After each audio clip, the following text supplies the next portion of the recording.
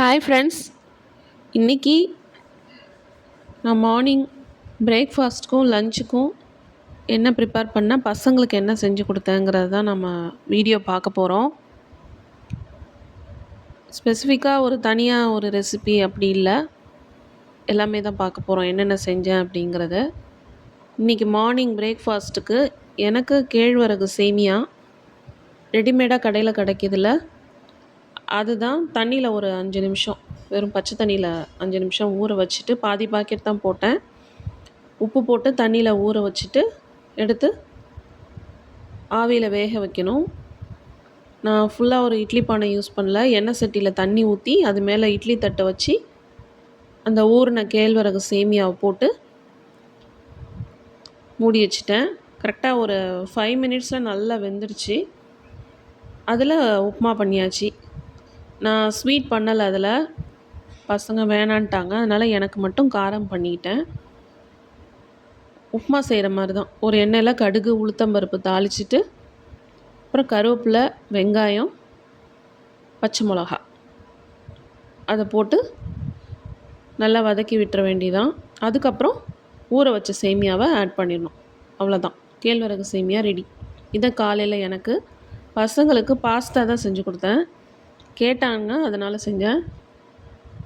அதுக்கு இந்த ஸ்ப்ரிங் மாடலில் இருக்கிற பாஸ்தா நல்லா தண்ணி மூழ்கிற அளவுக்கு ஊற்றி, எப்படியும் ஒரு 10 நிமிஷம் ஆகும் அது வேகிறதுக்கு. தேவையான அளவு உப்பு போட்டு எண்ணெய் ஒரு ஸ்பூன் ஊற்றி நம்ம அதை வேக வச்சு எடுத்துக்கணும். அது எடுத்தோடனே கொஞ்சம் பச்சை தண்ணி ஆட் பண்ணி அது தனியாக பிரித்து எடுத்துக்கணும். பச்சை தண்ணி ஆட் பண்ணோம்னா ஒன்றோட ஒன்று ஒட்டாது. பாருங்கள், அது வேக வச்சு எடுத்து வச்சுருக்கேன். அது தண்ணியோடு இருக்குது. அந்த தண்ணியை நம்ம வடிச்சிட்டு அதுக்கப்புறம் ஆறுனதுக்கப்புறம் பேனில் எண்ணெய் ஊற்றி, கொஞ்சமாக எண்ணெய் ஊற்றி, உப்பு, மிளகு பொடி, இஞ்சி பூண்டு பேஸ்ட் அவ்வளோதான் போட்டு எடுத்துடணும்.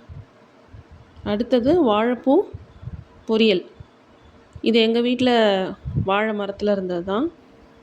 அதை ஆல்ரெடி க்ளீன் பண்ணி வச்சுருந்தேன். அதை அப்படியே டேரெக்டாக கட் பண்ணிவிட்டு பொடி பொடியாக கட் பண்ணி வாழைப்பூ பொரியல் ரொம்ப சிம்பிளாக குயிக்காக பண்ணிடலாம்.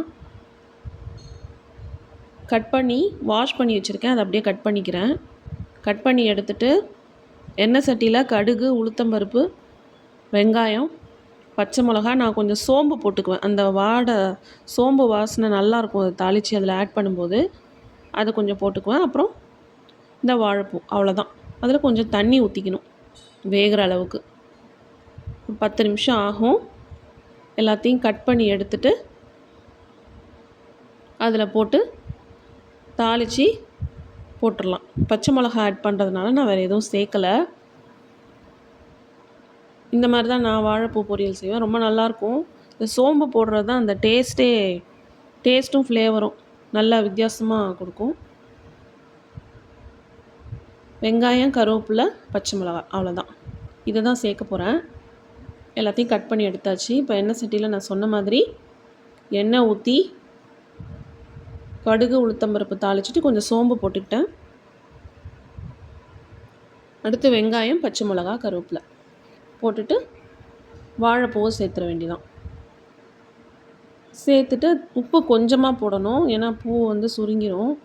இது ஆக்சுவலாக நான் என் ஒருத்தருக்கு மட்டும்தான் செஞ்சேன். இது எனக்கு லஞ்சுக்கு. அடுத்து பசங்களுக்கு பாஸ்தா. ஒருத்தன் நூடுல்ஸ் தோசை கேட்டான், ஒருத்தன் பாஸ்தா. நூடுல்ஸ் தோசைனா ஒன்றும் இல்லை, மேகி நூடுல்ஸை செஞ்சுட்டு தோசையை ஊற்றி அது மேலே அதை போட்டு கொடுத்துட்டா சாப்பிட்ருவாங்க. அதுக்கு அந்த பசங்க வச்சுருக்க பேர் நூடுல்ஸ் தோசை. யூஸ்வலாக பொடி தோசை தான் கேட்பாங்க, இன்றைக்கி நூடுல்ஸ் தோசை கேட்டாங்க. போட்டு ஆஸ் யூஷுவல் நம்ம எப்பொழுதும் தோசை ஊற்றுற மாதிரி தான். என்னென்னா அது நம்ம திருப்பி போடும்போது ஆல்ரெடி பண்ண நூடுல்ஸ் வந்து கொஞ்சம் ஃப்ரை ஆகிடும் தோசைக்கல்லில் பட்டு, அது கொஞ்சம் நல்லாயிருக்கும் சாப்பிடும்போது. செஞ்சு பாருங்கள், நீங்களும் வீட்டில் ட்ரை பண்ணி பாருங்கள். ஆர்டினரி தோசையில் எதை எக்ஸ்ட்ரா ஆட் பண்ணாலும் அந்த பேரை வச்சுக்க வேண்டியதான். அதுதான் இது நூடுல்ஸ் தோசை. தோசை விரும்பி சாப்பிட்றவங்களாம் எதுவும் நினச்சிக்காதீங்க, இது பசங்களுக்காக செஞ்சது. இதுக்கு எதுவும் சைட் டிஷ்லாம் தொட்டுக்கிறதுக்குலாம் கேட்க மாட்டானுங்க பசங்க. அப்படியே சாப்பிட்ருவானுங்க. பிடிக்கும் அவங்களுக்கு. இத திருப்பி காமிக்கிறேன். திருப்பி போட்டிங்கன்னா, அந்த நூடுல்ஸ் வந்து கொஞ்சம் ஃப்ரை ஆகிருக்கும். அதுலேயே கல்லுலேயே தோசை கல்லுலேயே இருக்கிறதுனால கொஞ்சம் அது ஃப்ரை ஆகிருக்கும். சாப்பிடும்போது நமக்கு கொஞ்சம் மொறு மொறுன்னு இருக்கும். பார்த்தா தெரியும்னு நினைக்கிறேன் வீடியோவில். இது காலையில் பிரேக்ஃபாஸ்ட்டுக்கு பசங்களுக்கு பாஸ்தாவும் நூடுல்ஸ் தோசையும். எனக்கு கேழ்வரகு சேமியா. ஸ்கூலுக்கு லஞ்சுக்கு உருளைக்கிழங்கு சாதம், பொட்டேட்டோ ரைஸ் தான் செஞ்சேன். அது எப்போதும் போல் உருளைக்கிழங்கு தோல் சீவிட்டு குட்டி குட்டியாக கட் பண்ணி அதை எண்ணெய் சட்டியில் போட்டு எண்ணெய் ஊற்றிட்டு உப்பு, மிளகாத்தூள், மஞ்சப்பொடி அவ்வளோதான். அதை மட்டும் ஆட் பண்ணி கொஞ்சோண்டு தண்ணி தெளித்து அதை நல்லா வறுத்து எடுத்துருவேன். உருளைக்கிழங்கு வெந்ததுக்கப்புறம் கொஞ்சம் நல்லா ட்ரை ரோஸ்ட்டாக எடுக்காமல் கொஞ்சம் நல்லா வெந்தோன்னே கொஞ்சம் மொறுமொறுன்னு எடுத்தோம்னா நமக்கு ரைஸில் ஆட் பண்ணும்போது நல்லாயிருக்கும் மத்தியானம் சாப்பிடும்போது பசங்களுக்கு.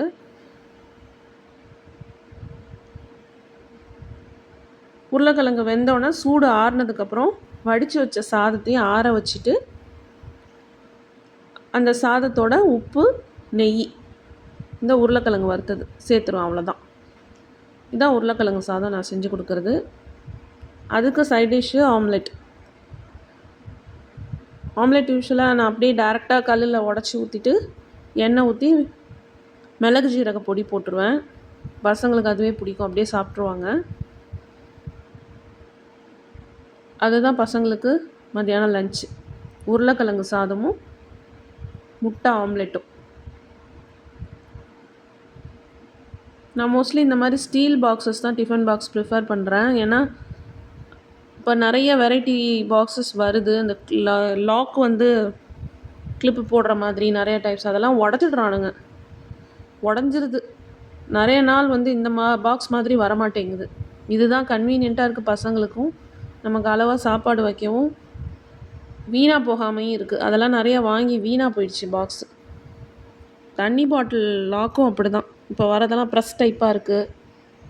அந்த மூடி உடஞ்சிருச்சுன்னா பாட்டில் ஃபுல்லாக வேஸ்ட் ஆகிடுது. எல்லாம் 500, 700 ருபீஸ், 1000 ருபீஸ்க்கு பாக்ஸஸ்லாம் வாங்கி பாக்ஸு தண்ணி பாட்டிலாம் வாங்கி நிறையா ஒரு மாதத்துக்கு கூட வரமாட்டேங்குது. அதனால் டிஃபன் பாக்ஸ் நான் வந்து சில்வர் இந்த மாதிரி பாக்ஸஸ் தான் ப்ரிஃபர் பண்ணுறேன். அது பேக் பண்ணியாச்சு. சாப்பாடு லஞ்ச் பாக்ஸ் பேக் பண்ணியாச்சு. இதுதான் பெரியவனுக்கு ஒன்று, சின்னதுக்கு ஒன்று. இந்த வீடியோ உங்களுக்கு பிடிச்சிருக்குன்னு நினைக்கிறேன். கமெண்ட் பண்ணுங்கள், சப்ஸ்கிரைப் பண்ணுங்கள், ஷேர் பண்ணுங்கள், லைக் பண்ணுங்கள், சப்போர்ட் பண்ணுங்கள். தேங்க்யூ.